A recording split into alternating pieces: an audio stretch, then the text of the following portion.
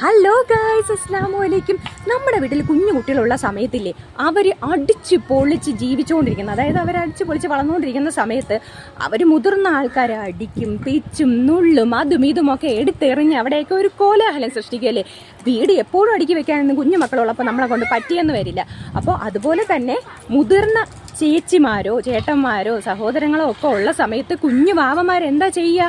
അവരെല്ലാം വലിച്ചെറിയും, അവരെയൊന്ന് തല്ലും മേടിക്കും, കരയും, വീണ്ടും ഒന്നിക്കും. പക്ഷേ ആ കുഞ്ഞു മക്കൾക്ക് ഒരു അസുഖം വന്നാലോ, അവരൊന്ന് അണഞ്ഞ് ഒതുങ്ങി വരുമ്പോൾ മുതിർന്ന മക്കൾ പറയും, അയ്യോ കഷ്ടമായിപ്പോയി, എന്ത് പറ്റി വാവയ്ക്ക്, വാവയൊന്ന് ആക്റ്റീവാക്കി എടുക്കണമെന്ന്.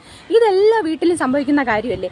അവർ ആക്റ്റീവായി ഇരിക്കുമ്പോൾ ഇവർക്ക് ദേഷ്യവും വരും. പക്ഷേ മുതിർന്നവർ ഏറ്റവും കൂടുതൽ കുഞ്ഞുവാവകളെ ശ്രദ്ധിക്കുന്നത് അവർക്ക് വയ്യാതാകുമ്പോഴാണ്. അവരുടെ കെയറിങ്ങും ലവും ഒന്നും ഇന്നത്തെ കാലത്ത് കാണാൻ സാധിക്കുമെന്ന് ചോദിച്ചാൽ ഏകദേശം ഏതാനും കുറച്ച് ആൾക്കാർക്കിടയിൽ മാത്രമേ കാണാൻ സാധിക്കുള്ളൂ അല്ലേ.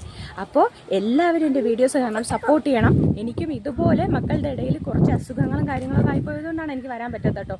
അപ്പോൾ എല്ലാവരും ഇതുപോലെ തന്നെ എന്താണ് പ്രശ്നങ്ങളൊക്കെ മാറ്റി വെച്ച് വരാൻ പറ്റുന്ന സമയത്തൊക്കെ വരിക, കമൻറ്റ് ചെയ്യുക. അപ്പോൾ തുടർന്നും എൻ്റെ വീഡിയോസ് ഉണ്ടാവും. Bye bye.